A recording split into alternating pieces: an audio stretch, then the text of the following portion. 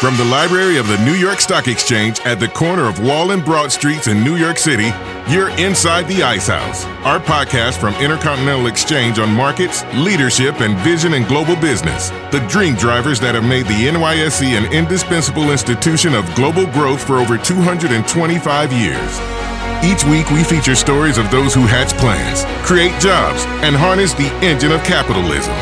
Right here, right now at the NYSE and at ICE's exchanges and clearinghouses around the world. And now welcome inside the Ice House. Here's your host, Josh King of Intercontinental Exchange. I had a rare privilege last week, a night aboard CVN 72, the USS Abraham Lincoln, now under the command of Captain Peter Ryby, a Navy Academy rower like my son Toby, though Pete graduated from Annapolis 28 years ago in 1996, and Toby, he's just a plebe beginning his Navy journey.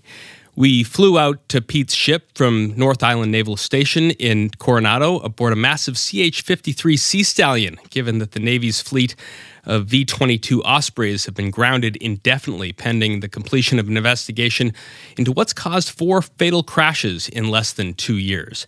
Now, once we got on the flight deck, as these distinguished visitor delegations are wont to do, we were escorted up and down ladders, visiting the bridge of Rear Admiral Kevin Lennox, who commands Carrier Strike Group 3, then positioned ourselves about 50 feet from Catapult 1, where 10 or so FA-18F Super Hornets, EA-18G Growlers, and F-35C Lightnings were sent into the skies off San Diego to train for what's going to be the Lincoln's next deployment, probably into the Indo-Pacific region sometime in July. Then, after that, recovery of another squadron of aircraft who had been aloft for 2 hours or so commenced. The planes stacked up over the Lincoln's fantail like the approach to LaGuardia over Queens. One by one, the Hornets and Growlers and Lightnings caught the Lincoln's arresting wire with their tailhook, and then they quickly dropped the wire and taxied out of the way to make room for the next aircraft. It was a complex ballet, practice for what might be the next World War. The F-18s play prominently in the plot of the first novel by our guests today, retired Admiral James Stavridis, former Marine Elliot Ackerman, authors of 2034, a novel of the next World War, which we featured here on Inside the Ice House back in 2021, when Admiral Stavridis joined us 150 episodes ago. The book looked 13 years into the future at that point, declared China the enemy in 2034, with major roles played by Russia, Iran, and India, which got the best of all of them, and the United States, in the ensuing action playing out on a global scale. Now we are 20 years into the future yet again, making our way to 2054, and the enemy is not so much overseas, but within our own borders. Building on what we see in the headlines just today, America's adversary is herself, replaying with the catalyst of artificial intelligence what we saw from 1861 to 1865, when North fought against South and brother fought against brother. Our conversation with Jim Stavridis and Elliot Ackerman on AI and a future political power struggle here at home manifested in 2054, their new novel out from Penguin Press. It's coming up right after this. When you think of investment risk, do you consider climate risk? Changing weather patterns are impacting the way we live and the value of businesses, large and small. This can mean disruption to supply chains, changing demand for products, and shifting regulation. What does this mean for your business, your clients, and your investments? ICE offers data and markets that can provide critical insight. Manage your climate risk with ICE. Welcome back inside the Ice House. Remember to subscribe to the podcast wherever you listen, and please rate and review our work on Apple Podcasts so other folks know where to find us. We're honored to be rejoined today by Admiral Jim Stavridis, this time alongside his co-author of 2034 and now 2054, Elliot Ackerman. Jim retired from the U.S. Navy in 2013 as a 4-star admiral, graduated from the Naval Academy at Annapolis in 1975, and embarked on a 37-year military career that saw him start out as a surface warfare officer, rising to command Destroyer Squadron 21, then the Enterprise Carrier Strike Group, SOCOM, and eventually becoming NATO's Supreme Allied Commander, the role bestowed on Dwight Eisenhower in World War II. Admiral Stavridis is now vice chair of Carlyle Group and chair of the board of the Rockefeller Foundation. This after 5 years as the 12th dean of the Fletcher School of Law and Diplomacy at Tufts. In addition to 2034 and 2054, Elliot Ackerman is the author of the novels Halcyon, Red Dress in Black and White, Waiting for Eden, Dark at the Crossing, and Green on Blue, as well as the memoir The Fifth Act, America's End in Afghanistan, and Places and Names on War, Revolution, and Returning. His books have been nominated for the National Book Award, the Andrew Carnegie Medal, and the Dayton Literary Peace Prize, among others. He's a contributing writer at The Atlantic and a Marine veteran who served 5 tours of duty in Iraq and Afghanistan, where he received the Silver Star, the Bronze Star for Valor, and the Purple Heart. Welcome, Jim, and welcome for the first time, Elliot Ackerman, inside the Ice House. Good to be with you. Thanks for having us. So, Jim, from 2002 to 2004, you commanded the Enterprise Carrier Strike Group. If you're sitting in Kevin Lennox's chair on the Admiral's Bridge of the Lincoln, watching Pete Ribey put his crew through and his air wing through their paces on their workup ahead of their July deployment, what are you looking for in terms of their Blue Water certification? How are you doing your job? First and foremost, I'm working through the commander of the air group, who is the same rank as the commanding officer of the ship. And I'm making sure the two of them are paired up, teamed up, contributing with each other.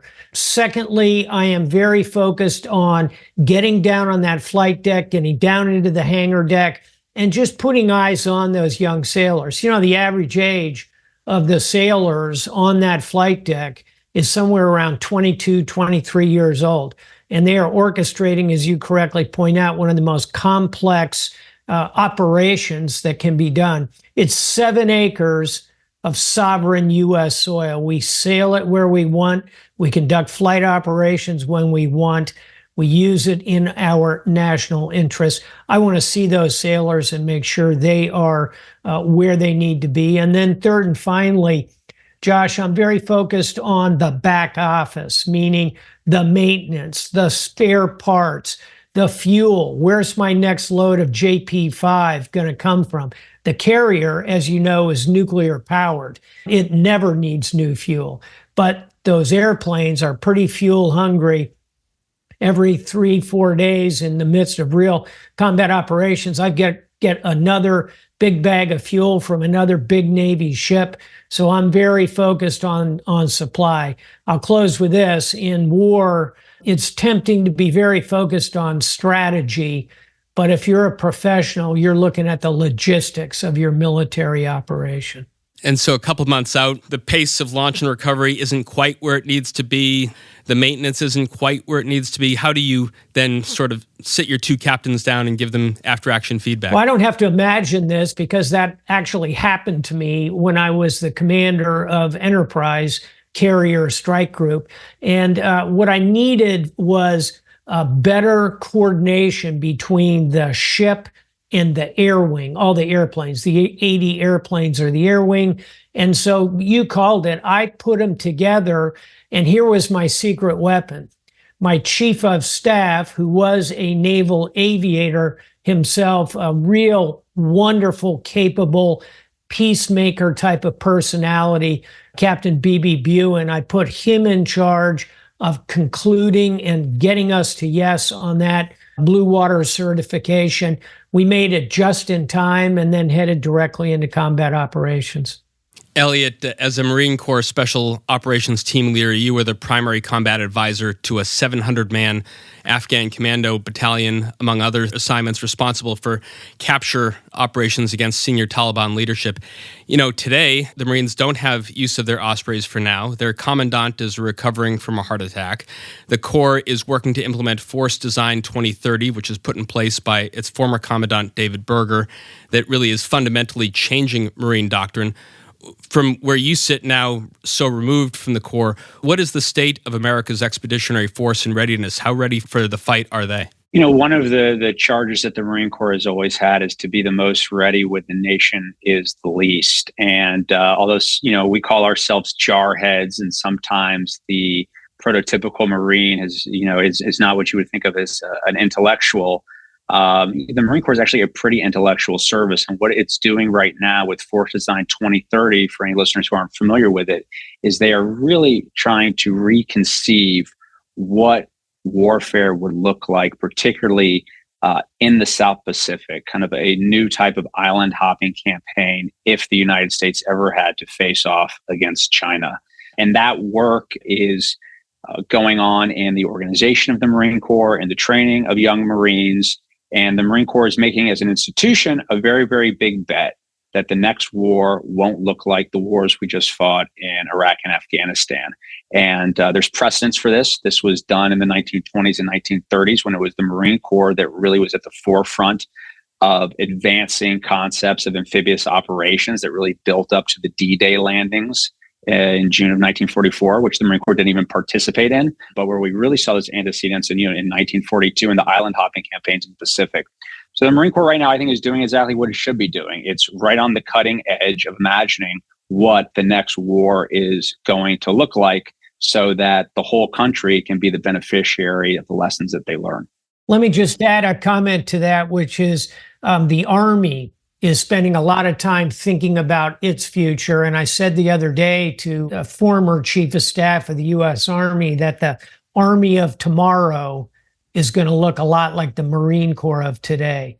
Marines are way ahead on this. Talking about the island hopping campaign, when I was out in San Diego, our Secretary of the Navy, Carlos Del Toro, who was on this show back in episode 334, he was busy commissioning the USS John L. Canley, which is the fourth Lewis B. Puller-class expeditionary mobile base for the Navy. How does the Canley, in terms of this island-hopping approach, change the paradigm as we plan to counter the pacing threat that is the PLA Army-Navy? These are big, capable platforms that we invented after 9/11. That's when we used initially an older aircraft carrier to do this expeditionary afloat base. And it's not just Marines on these things, by the way. It can be Army. It is always SEAL detachments on here, special forces of all flavors, Air Force, high-end helicopters. They can handle it all. And what they bring to the fight is the ability to support, exactly as their name implies, afloat expeditionary forward bases. They provide the back office I was talking about earlier that allows that offensive effort to go forward. Very capable platforms, and they had their genesis in coming out of 9/11 when we suddenly needed to get into Afghanistan and didn't have the kind of capability inherent in theater at the time. We used an aircraft carrier, which is not as good for this purpose as these ships. Last thought, they're not expensive in the big context of ships. I mean, they are a tiny fraction of what an aircraft carrier costs. I mean, talking about a platform that's been around for a while, Jim, you made your bones as a destroyer skipper commanding the USS Barry from 1993 to 1995. You even wrote a book about it, Destroyer Captain, Lessons of a First Command. Every day now, Jim, we seem to see news of the USS Carney, a Burke-class sister ship of the Barry, taking out missiles and drones launched by the Houthis in the Red Sea. From where you sit, what's your after-action report on how the ship and her crew are performing? Oh, Carney is off the charts. And by the way, it's not just Carney. There's, I think at my rough count, about a half a dozen of those Arleigh Burke-class destroyers named after the preeminent destroyer officer in the history of the U.S. Navy, the legendary Admiral Arleigh Burke. And I think about half a dozen of them have now shot down significant numbers of drones, ballistic missiles. They've launched Tomahawks against these installations ashore. I'm very proud of the destroyer community. Vice Admiral Brad Cooper was awarding the Combat Action Ribbon to the Carney's crew a couple weeks ago for their actions. What are we learning from their work? Does it make continued sense to use super expensive SM-2s to shoot down super cheap Houthi drones? It does not, but we don't have a better option at the moment. What we need to do is transition into lasers, and we're not that far away. Light, we have an unlimited supply of, if you will, and it's just a matter of harnessing the heavy electronic and electric base on those ships. I think very soon you're going to see lasers in place. Until then, the best thing that we can do is go ashore and take them out before they launch. where they're clustered together, go after their back office, their logistics, their fueling depots, their command and control, interdict the supply of them. They're coming from Iran. Unfortunately, some are going to get through. The more we can back up in that kill chain and shoot and kill the archer before it shoots at us, the better. You recently wrote about 4 levels of escalation against the Houthis and its sponsor, Iran, invoking the little remembered, I had no memory of it, Operation Praying Mantis from the late 1980s. What did that entail, and what would likely be the fallout if such tactics were employed again? Praying Mantis was a predecessor to what we're seeing right now. In this case, the Iranians themselves were seeking to close the Strait of Hormuz and harass shipping moving through it. They actually put mines in the Strait of Hormuz, through which passes 15% of the world's fuel. It was a higher percentage then. We told the Iranians to stop it. They did not. We escalated, and Praying Mantis was an operation in which the U.S. Navy destroyed about 1/4 of the Iranian Navy, taking out a couple of their major surface ships, a number of their oil, gas, and intelligence platforms. The only thing we didn't do in that operation was go ashore and take out their docks, facilities, fuel. That would have been the next step. When we struck the naval targets, the Iranians backed down. I think they would do it again if we need to go that far. Hopefully, we don't have to strike Iran directly. We're going after the Houthis quite aggressively at the moment. Elliot, you and Jim wrote about a potential World War III in 2034, which, based on what we're seeing right now in the Red Sea and in the Mediterranean, we hope to avoid. But that moved us briskly past the 20 years of what we have just concluded, the global war on terrorism. Land has been set aside in the reserve on the National Mall for a memorial to our, I think, what now equals 7,000 war dead from those conflicts in Iraq and Afghanistan, to say nothing of the veterans of those conflicts who suffer homelessness and consider suicide. What's the role of a memorial to help heal those wounds, and where are we in the process?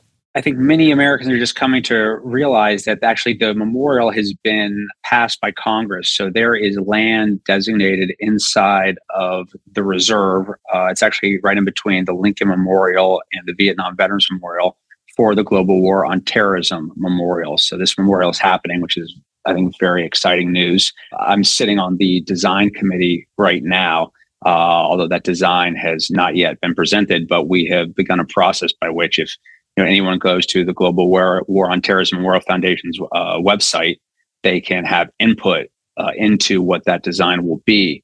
But I think the role of a memorial is, really a place where the story of the war can be told, and people who participate in the war can gather and reflect. Memorials have often been a place of real healing. Even when they're controversial. I think a lot of people forget that the Vietnam Veterans Memorial, which is one of the most popular sites in the National Mall, was extremely controversial when it was first unveiled. So I think just that process of putting something physical into hallowed ground to say this is where you can come to remember what's happened, and in this case, over the past 20 years, is important. But I think one of the challenges in creating the Global War on Terrorism Memorial is you are creating a memorial to a war that is still ongoing, because the authorizations around the war on terrorism haven't come to an end. So it poses this question of how do you create a memorial to a war that it isn't over? And that, I think, is a very profound one. So I'm excited for the memorial, and I think it's a fantastic thing that is happening. I just want to pick up that as recently as 3 weeks ago, 3 U.S. service men and women, 1 male, 2 female, were killed combating ISIS in Jordan as part of the mission in Iraq, Syria, and Jordan. Their names need to go on that memorial, and sadly, there will be more to come, to Elliot's point. And secondly, on the Vietnam Memorial, my father fought in Vietnam. He was a lieutenant colonel in command of a reinforced Marine infantry battalion in and around Da Nang. And I will tell you bluntly, he hated the Vietnam Memorial until he actually saw it and went there. And he was then profoundly moved by it. And for the remainder of his life, whenever he would go to Washington, he and I would go to that memorial, and I would stand there with my father. So is there an urgency to this? I mean, when I was working in Washington in the White House in the 90s, we were just in the final stages of laying out the World War II memorial. And, here in New York, we've, within the last 10 years, opened the 9/11 memorial. Is there, Elliot, do you think a need to, as a nation, wrap our arms around the veterans of the global war on terror as quickly as possible, or do a more expeditious job than we did with Vietnam, Korea, World War II by getting this underway as quickly as possible? As I've been involved in this process, something I learned, which I think a lot of people don't realize, is that the Vietnam Veterans Memorial, which was dedicated in the late 80s, was actually the very first war memorial on the mall. Meaning all of our other memorials in the National Mall up to that point weren't to wars, they were to individuals, right? So like, where is the Civil War Memorial on the mall? There isn't one. Or the American Revolution Memorial, there isn't. You have the Lincoln Memorial, which commemorates the Civil War, and the Washington Memorial, which is really the Revolution. So the Vietnam Veterans Memorial was the first one to an actual war. And then memorials followed, like the Korean War Memorial, the World War II Memorial, and now you'll have the Global War on Terrorism Memorial. But I think it's the urgency comes from the fact that this war has gone on for so long. I'm 43 years old. So if you were my age and my contemporaries who stayed in the service are all battalion commanders, when 9/11 happened, you're now in your mid 60s. And I would think you would want to, in your lifetime, see the memorial built. And if that's the case, these are the years to build it. And I'm very happy to see that that's happening. There's a lot of leadership from people like Congressman Gallagher, Seth Moulton, Jason Crow, sort of my era guys, to push this thing across the finish line in Congress to authorize the Global War on Terrorism Memorial, because they needed to get exceptions to certain bits of legislation, such as a bit of legislation that was put in place after the Vietnam Veterans Memorial, which stipulated that the war had to be over before you could make the war memorial. So, just the process of how we memorialize and I think metabolize our wars is one, I find extremely interesting, but it's extremely important. I think it's important that veterans of the war on terrorism in their lifetime have the chance to see that memorial, take their children to that memorial, and make meaning of those experiences. So, Jim, when I last had you on the show in 2021, we were still months away from Russia's invasion of Ukraine. That came on February 22nd, 2022. A couple days ago, in a column for Bloomberg, you wrote that Ukraine's President Zelensky needs a fundamental reset of the war, and that's going to start with his replacement of his current military chief, General Alexander Syrskil. Is that going to be enough? What else needs to be done? Is this like Lincoln subbing Grant for a hesitant McClellan? I don't think it's exactly like the Grant-McClellan piece, but it is certainly philosophically, if you will, relatively normal to change out commanders if you're not getting the results you want. And that happens across the spectrum of military operations. So I'm very respectful of President Zelensky's authority to do that. And I think he's handled it reasonably well. The outgoing general has received their equivalent of the Presidential Medal of Freedom. The incoming general, from all I can see, is well regarded. So that's one piece of the reset. Piece number two is a technology, tools, capabilities reset. Zelensky can't do that from Kyiv. We've got to help him with that. Top of my list, F-16s are finally coming online. We should have been moving on those from day one. They will arrive starting about 2-3 months from now. Longer range ATACMS, the surface-to-surface cruise missiles, those are what are needed to get behind Ukrainian lines. Obviously, more drones. And let's also be talking about surveillance, intelligence, how we can help the Ukrainians knit all that together. So second part is a technology reset. And then thirdly, and this part is again beyond Zelensky's control, though he can contribute to it, he needs to reset the narrative, which is drifting away from Ukraine right now. There's this growing sense that they just can't win. It's going to be a stalemate. No matter how this comes out, he needs to fight against that. And that's tied up with his support in Washington and Brussels. So he's got a leadership reset, a technology reset, and a narrative reset he's got to undertake if he is going to turn this thing around. I think he has the ability to do that. And of course, Elliot right now is in Ukraine. So maybe Elliot could opine on some of that. I certainly agree with everything that Jim said. And I think, ultimately, this is going to come down to whether or not the Ukrainians can conduct that reset, and whether or not we, their allies, will continue to support them at the level that we've been supporting them at. And much of that will depend on elections, and not just, American elections, but elections across Europe. And, Ukraine may well be a war that is either won or lost at the ballot box, which just underlines the fact that, all war is ultimately political. And I wonder whether it can wait until November, Elliot. You brought up your contemporary Seth Moulton, and from where I sit, there just aren't enough Seth Moultons in Washington who, like Jim Stavridis or you, are ready to speak up and make this case and be persuasive to the American taxpayer who has to write this check. Well, and it's unfortunate because I think it hasn't in the United States. When we talk about narrative, this hasn't been framed clearly enough to the American people. This is an investment in our stability. We're paying right now so that we don't have to pay later. And frankly, this is also an investment in our own defense infrastructure and the building out of our industrial capacity when it comes to weapons manufacturing, which is something that we need. So I think there's not just a Ukrainian reset that needs to go on in terms of narrative. I think there's also an American reset that needs to go on. Let me add, by the way, we're talking here in a business context about return on investment. The cost here is de minimis.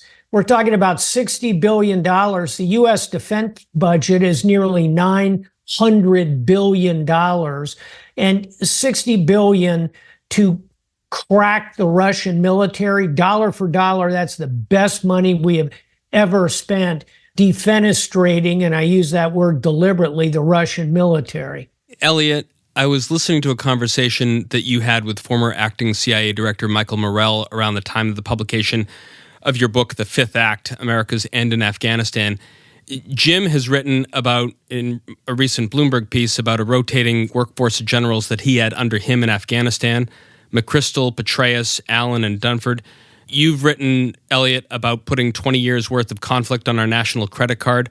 On the topic of blood and treasure, what do we do about the problem of Americans being anesthetized to the cost of war, whether that's the $60 billion for Ukraine or whatever our next war is going to cost us?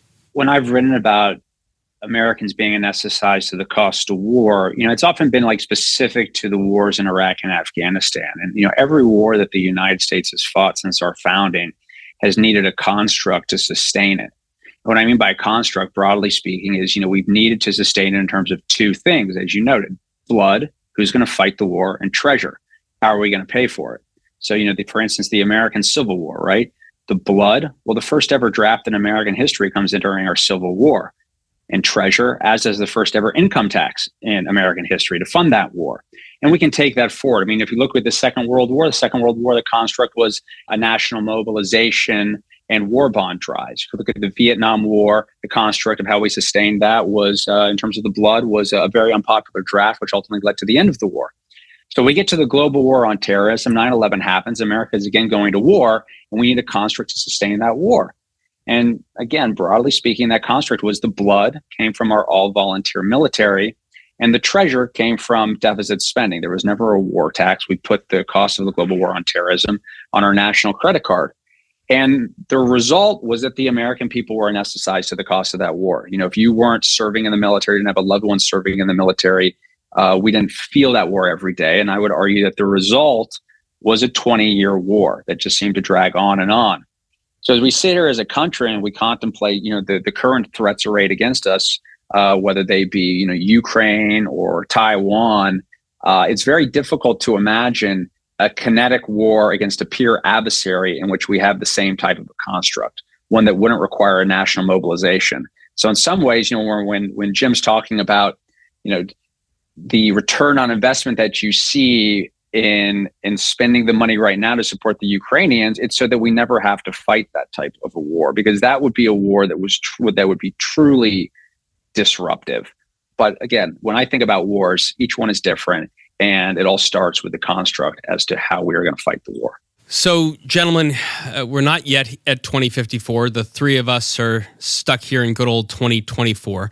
Before we head to the break, I just want to dwell for one more minute on the here and now, as it somewhat informs, I think, what you guys have both in your book imagined could happen 30 years hence. We have a splintered Republican Party and a divisive likely nominee of that party. We have an 81-year-old Democratic incumbent who a lot of folks not watching MSNBC think ought to step aside to make way for the next generation of the party's political talent. Where do both of you see the end game in November? I think you laid out very clearly the challenges here. I think, listen, if we're the one thing that I think most Americans, and it seems that there is true consensus across the United States, across region and party, is that nobody wants these two choices. Yet here are these two choices presented to us. And I feel like sometimes watching American politics is like watching the competition between two Soviet-era refrigerator companies. It's this sort of race to the bottom. None of it seems very appealing. And I think most Americans are going to sort of, hold their noses and vote. And if, I think, listen, prognosticating in the political business has very bad odds. But the only prognostication I would offer is that it will probably be a very close election. And it will, I think, probably be a contested election. And that I don't think either side is going to walk away the day after the election and say, well, I guess you got the better of me and I'm just going to walk away. So those are my broad predictions. I will simply add to that. And by the way, I want to preface this by saying I'm a registered independent, always have been. I've never made a political contribution to either party. I never will. That comes out of my ethos of 37 years in the armed forces. So I play the ball down the middle. I'm a centrist on the vast majority of political issues. Having said all that, the only point I want to pick up on from what Elliot just said is the political parties. It's been now a couple election cycles since we felt we had a good set of choices in front of us. And, there is nothing in the Constitution that says we are always going to have two political parties. One shall be Republican, one shall be Democrat. Poll after poll shows the majority of Americans are in the center, kind of a 40 to 50% in the center. And then you've got two very passionate fringes of 20% on either side. Could be as much as 60% in that center, frankly. I think the time is right for a new political party to emerge.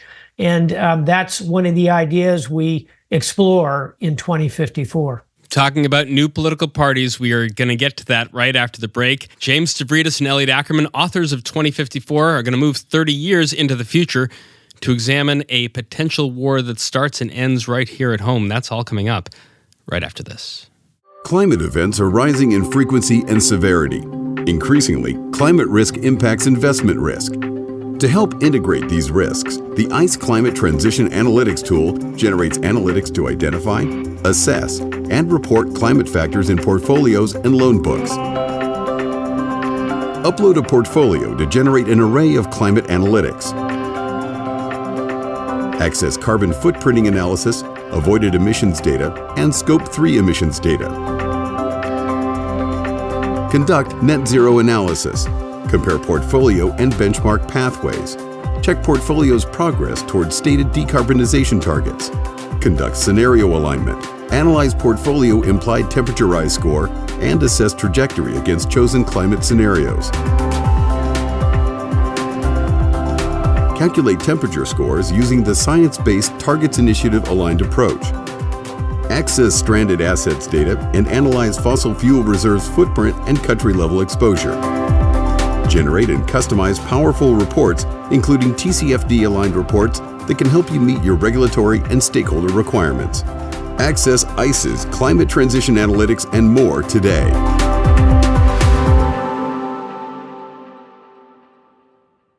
Welcome back. Before the break, James Stavridis and Elliot Ackerman, co-authors of 2034, a novel of the next World War, and now its follow-up, 2054. We're spending a lot of time discussing issues of the here and now in 2024, but now we're going to speed up 30 years into the future and drop into the waning days of the administration of U.S. President Angel Castro. Elliot, when Jim was here last, he described the process of pleading with his editor, Scott Moyers at Penguin, to write a novel. As Jim related the story to me, he said, I'm going to quote him, "Admiral, you're a great guy, you're a really good writer, but you're not a novelist. Why don't you go write another book of nonfiction?" And I was like an 8-year-old kid. I said, "Scott, I can write a novel. I know I have it in me." So from your side of this Rashomon story, Elliot, Admiral walks into a room, says he wants to write a novel. What do you make of this guy? He didn't walk into the room. Our shared editor, Scott, took me out to lunch and said, I don't know if you've seen, but I've written a few of these nonfiction books with this retired admiral. Maybe you know him, James Stavridis. And what Scott didn't know is that Jim and I are part of this thing called the Fletcher Mafia. And we both went to the Fletcher School of Law and Diplomacy, although I predated him. And as he was the dean, but I was an alum, and we already had a pre-existing friendship. And he had invited me to be the writer in residence at Fletcher for a semester. And when I asked him what my duties were going to be, he sent me a very organized, bulletized list of the things that he wanted me to do. And one of them was talk with the dean about books when he feels like it. And so I dutifully did that during the semester and realized that Jim is one of the most deeply and best read people I know. And I was very much struggling to keep up. So the idea of collaborating with Jim seemed, pretty obvious to me. But you never know. I was a lowly captain when I left the Marine Corps, and he was the Supreme Allied Commander, and I didn't want to be in a situation where we were arguing about adjectives with the Supreme Allied Commander. But we thought we'd try to write a first chapter together. So we did that. It was a total pleasure, a real great meeting of the minds, and that's how we've proceeded ever since in our collaboration. And it's been a joy. What was the division of labor on the first book? And then as you reflected on that process, how did you revise and tweak the process to get the second book done? I'll give a quick snapshot of that. I'm more the conceptual, big picture. I was the one that kind of had this idea of a trilogy of novels, one about U.S.-China, one about AI, cyber, civil conflict kind of came along later. And then the third one, 2084, will come out and talk about climate and geopolitics and climate.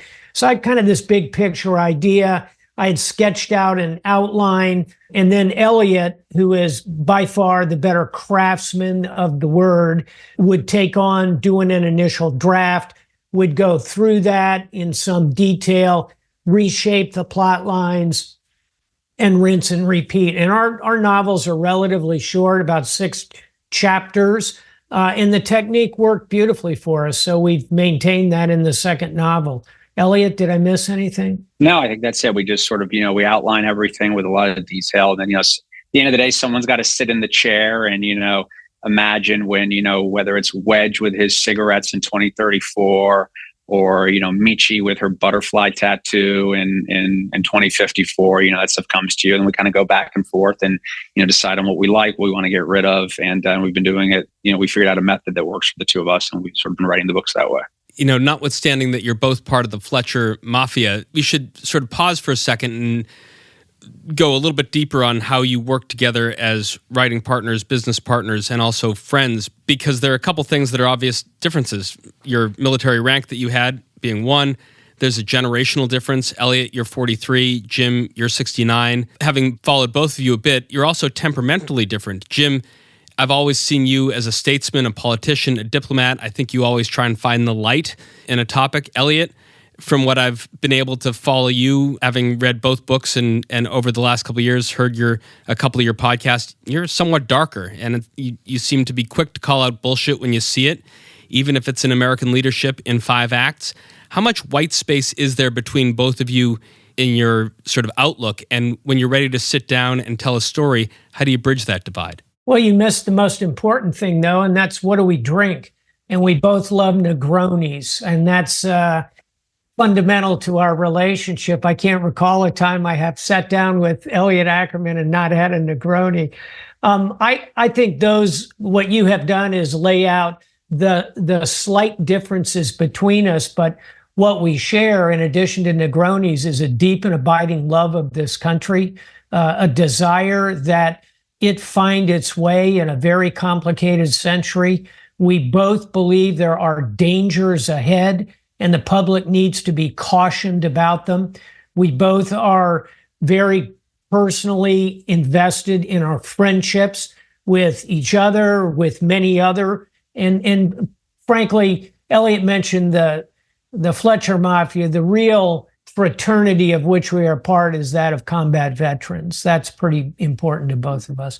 So I think there is much more that we share than that divides us. The divisions are what gives spice and interest to the plot lines as we go along. Yeah, and I would just add, I think that's also probably the classic manifestation of the Navy Marine Corps team, which we represent. And I think we are probably not the first pairing where it's at least generally speaking, the temperaments are fire and ice, and I think it's worked well for us. Okay, so you write this book in 2021 called 2034. I talked to Jim about it. As you're trying to entertain but also send a larger message to readers, it seems fiction certainly serves as a useful vehicle to tell this near future story about a perilous track that we're on in a confrontation with the PLA, and the opportunism of other actors like the Indians, the Russians, and the Iranians. Can you quickly summarize how that book turns out for the major characters who are going to show up or their kids are going to show up 20 years later in 2054? Sure. I think, so what we see in 2054 is that years prior, the United States and really the world has experienced this cataclysmic event, which is a war between the U.S. and China, in which neither side really wins. The beneficiary becomes India. And as we already spoke about, as we're seeing now, domestically in the United States, trends by which more and more Americans are ceasing to identify with either the Republican or the Democratic parties continue. And those parties increasingly become rump parties. And in the intervening 20 years, what we see is that a very charismatic independent candidate, President Angel Castro, emerges and wins the presidency and founds the American Dream Party. And now the Republican and Democratic parties, who are very much on the outs, realize that for their own survival, and it's sort of this horseshoe theory of extremism in politics, they're going to have to find the areas where they agree with one another. And there's precedent for this in American politics. We have the Dixiecrats in the 20th century, where you had progressive Democrats in the Northeast in the same party as segregationists from the South. And so you wind up where the Republican and Democratic parties merge and they become the Democratic Republicans, which was actually an American political party, but they're actually called truthers for short. So the conflict that exists in the opening of the book are the truthers against Angel Castro's party, the Dreamers. So truthers versus dreamers. And in the opening chapters of the book, Angel Castro is assassinated. And there are questions about who or what assassinated him. And what we see is that leads into a discussion of artificial intelligence and new technologies that are on the scene, not only to conduct an assassination, but also to continue to curate and control our reality to include our political reality. Yeah, and let me just pick up the characters piece of it. So those who have read and enjoyed 2034 will be reintroduced to Sandy Chowdhury, who is a national security deputy in Washington. He's now the head of a big private equity firm, the largest private equity firm in the world. You also see Lily Bao, who is the daughter of my favorite character who it killed me to kill off in 2034, Admiral Lin Bao. His daughter, Lily Bao, emerges as a very interesting, nuanced character in the new novel. And then finally, many will remember Admiral Sarah Hunt, who carries the burden of launching the nuclear strikes that ultimately end the war. Her daughter, Julia Hunt, has become an officer in the Marine Corps and is on the staff in Washington, D.C. So you see surviving characters or their progeny in this new book, I think, and finally to close, two very interesting international characters emerge, and we'll let people read 2054 because that carries part of the geopolitics with Japan and Nigeria involving as very important nations. Turning the pages of 2054 was such a lot of fun in some ways because of, for those of us who've watched Woody Allen's Sleeper and other sort of dystopian futuristic takes of what survives from the world that we know now and what gets completely replaced. I'm curious your process in terms of creating this new world 20 years hence, the similarities and differences to today. Certainly, self-driving taxis have arrived, but what's also there are the mundane things like the old-fashioned telephone on the desk of retired Admiral, now White House Chief of Staff, John Bunt Hendrickson. How much fun did you guys have sort of picking and choosing what would stay and what would go? I think what we've always sort of striven for in the book is this idea of, I think of it as the uncanny. And what I mean by that is the uncanny is this idea that if something is just a little bit off from reality, it seems the most frightening and the most scary. So like an example would be if you had like a robot at home that like did chores for you and looked like R2-D2, that robot wouldn't seem probably very creepy to you, right? But if that robot was like 98% like a human, but sort of had these shark eyes, you probably wouldn't want it kind of stalking around your house.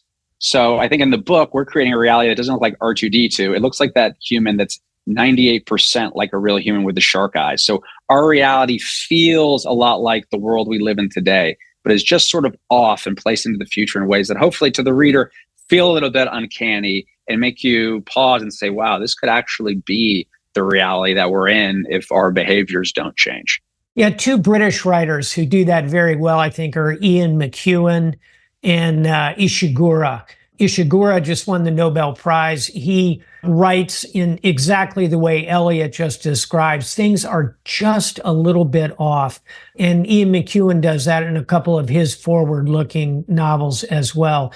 The one thing I would add to Elliot's excellent comments there are the other thing looming over this is artificial intelligence and the idea of the singularity, which is the merge of biology, engineering, technology, writ large, cyber, all of it kind of coming together and creating a very new, distinctive force. I think we're just beginning to understand what that might look like. So think 30 years on, it'll be a very pervasive part of our lives. And so that is really the biggest part of the future. And that's where we want to focus people on this singularity.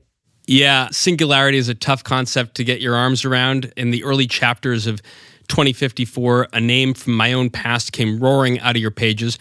So right out of college in the late 1980s, spending time back in the Boston suburbs where my folks lived, I got a temping job at a place called Kurzweil Music Systems, where the founder, a guy named Ray Kurzweil, would come in and out of this nondescript office building, just doing his business, making these musical keyboards. His name seemed to vanish in my own consciousness over the decades, but now he's back in a big way. I want to hear just a clip of Ray in conversation last year with Lex Friedman. Let's take a listen. I mean, if this did not have any connection, it would be pretty stupid. It could not answer any of your questions. If you're just listening to this, by the way, Ray's holding up the all-powerful smartphone. So we're going to do that directly from our brains. I mean, these are pretty good. These already have amplified our intelligence. I'm already much smarter than I would otherwise be if I didn't have this.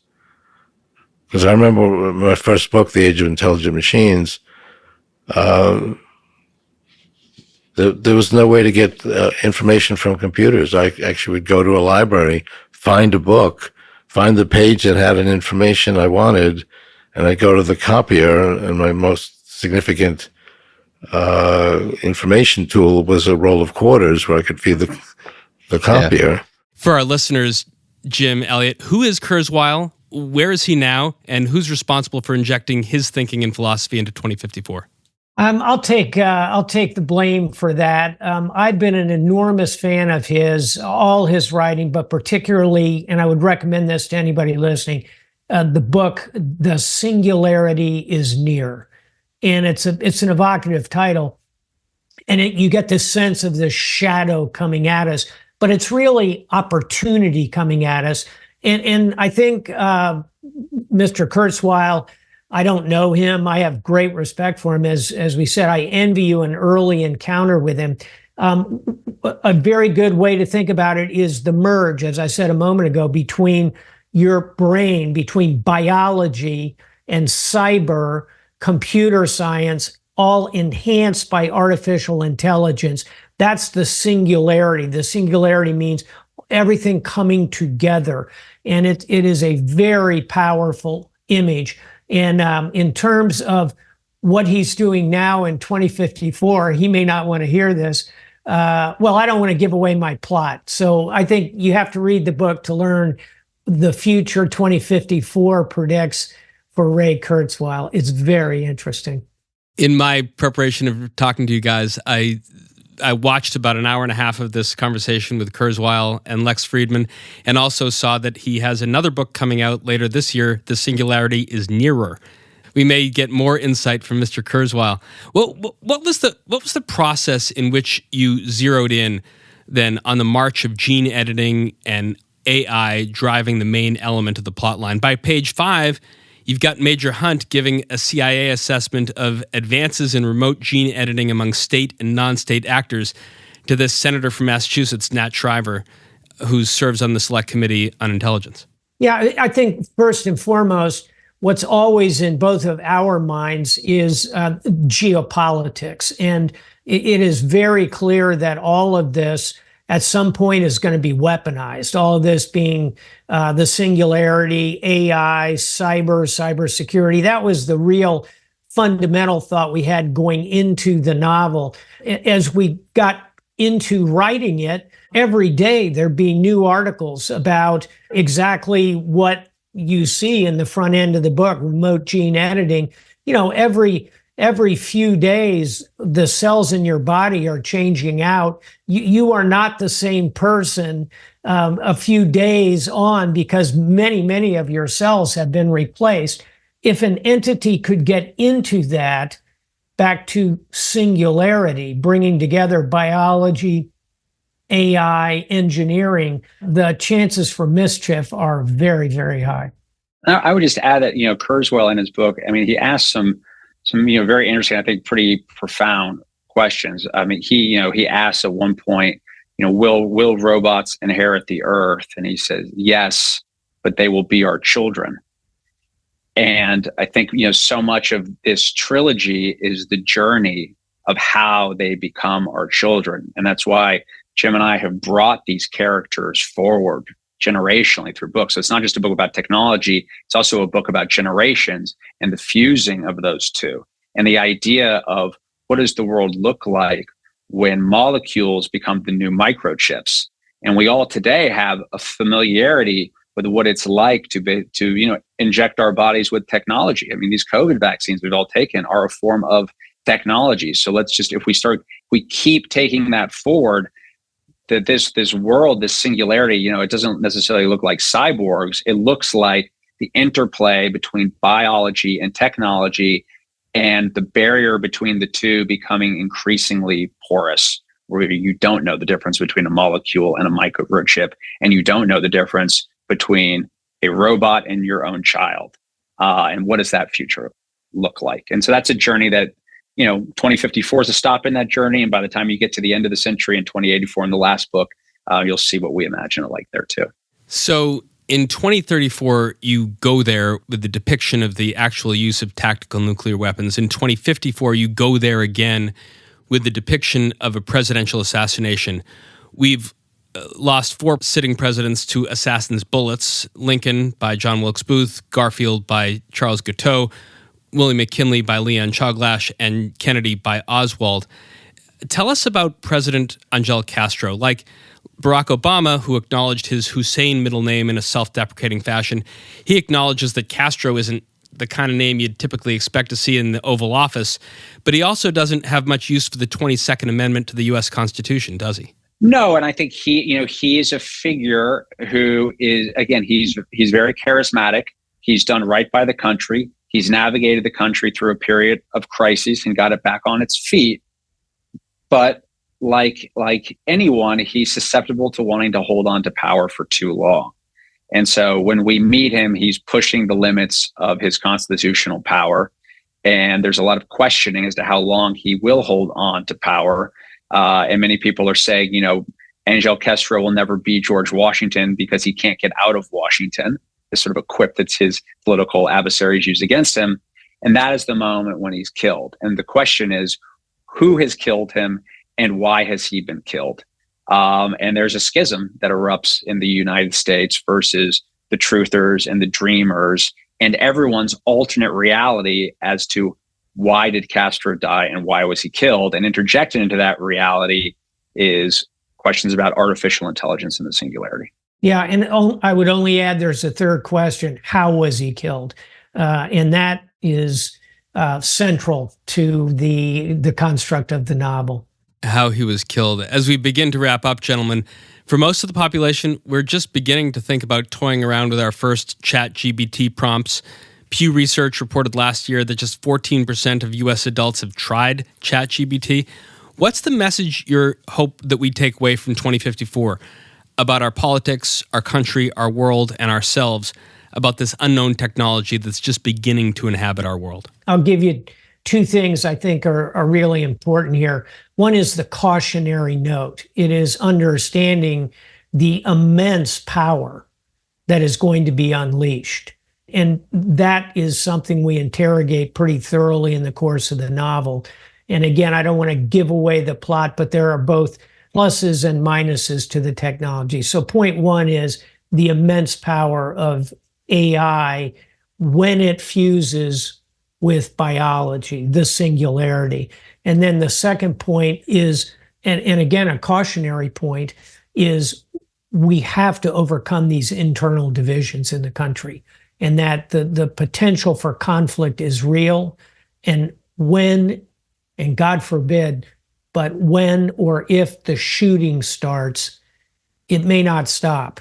And thus, enormous flashing yellow light for the country.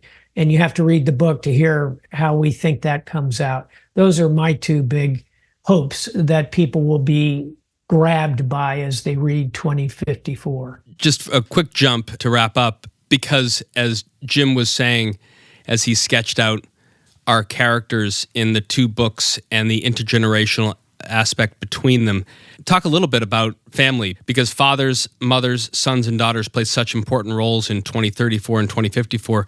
We've talked about Ray Kurzweil, but as long as we're dwelling on pioneers of the late 80s, Elliot, I wonder if I could ask you about your dad, Peter Ackerman, who died a couple of years ago in 2022. A long career here on Wall Street at one of the storied firms, Drexel Burnham Lambert, working alongside Michael Milken. How much did your dad's influence and his journey impact you as a citizen, soldier, and writer, as well as a son and a father?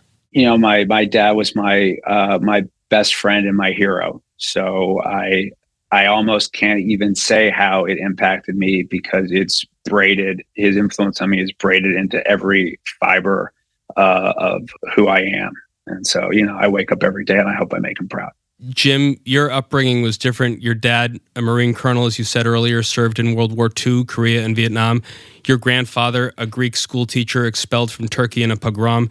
You recently wrote in Bloomberg that a lot of young people say, I can't do equally well in a civilian job with all the danger and hassle in military life. Does one need to have a unique Stavridis or Ackerman family history to end up in uniform? Or does the United States just need to change the view of its servicemen and women to look something like more like Norway, as you've speculated? I'm quite content that our nation will continue to provide terrific women and men who want to join the military. It's an all-volunteer force. It is a force of people who raise their hand and say, take me. I will go forward. I will protect you. I will offer to be the best of all of you. I firmly believe with all my heart the nation will continue to produce those young men and women. Will we have some shortfalls in recruiting when the economy is white hot? Sure. But overall, to our opponents, don't bet against us. And Elliot, you wrote a piece in Time, Why Bringing Back the Draft Could Stop America's Forever Wars. How did your family experience shape your own outlook, your decision to go to ROTC at Tufts and ultimately serve 8 years in the Marine? I've always felt very much, a fortunate son of the United States. And so, it shaped me in that it just very much made me want to serve my country, want to give back, and want to, be out there contributing my little piece with other Americans. And I joined the service before 9/11, so I joined a peacetime military that went to war. And as much as I'm as you've already heard, a very proud alumni of the Fletcher School and Tufts University, my true alma mater and my dearest friends come from my time in the Marine Corps. And it was just the biggest privilege ever to serve with those guys and to get to be their friends today. Well, as I said after our last conversation, I can't wait to see 2034 and now 2054 adapted for film and television after reading both books. Thanks so much, Jim and Elliot, for joining us inside the Ice House. Thanks, Josh. Thanks for having us. That's our conversation for this week. Our guests were Admiral James Stavridis and Elliot Ackerman, co-authors of the New York Times bestseller 2034, A Novel of the Next World War, and now its sequel, 2054, both available wherever you get your books from Penguin Press. If you like what you heard, please rate us on iTunes so other folks know where to find us. And if you've got a comment or a question you'd like one of our experts to tackle on a future show, email us at icehouse@theice.com or tweet at us at IceHousePodcast. Our show is produced by Lance Glynn with production assistance, editing, and engineering from Ken Abel. Pete Ash is the director of programming and production at ICE, and I'm Josh King, your host, signing off from the library of the New York Stock Exchange. Thanks for listening. Talk to you next week. Information contained in this podcast was obtained in part from publicly available sources and not independently verified. Neither ICE nor its affiliates make any representations or warranties, express or implied, as to the accuracy or completeness of the information and do not sponsor, approve, or endorse any of the content herein, all of which is presented solely for informational and educational purposes. Nothing herein constitutes an offer to sell, a solicitation of an offer to buy any security, or a recommendation of any security or trading practice. Some portions of the preceding conversation may have been edited for the purpose of length or clarity.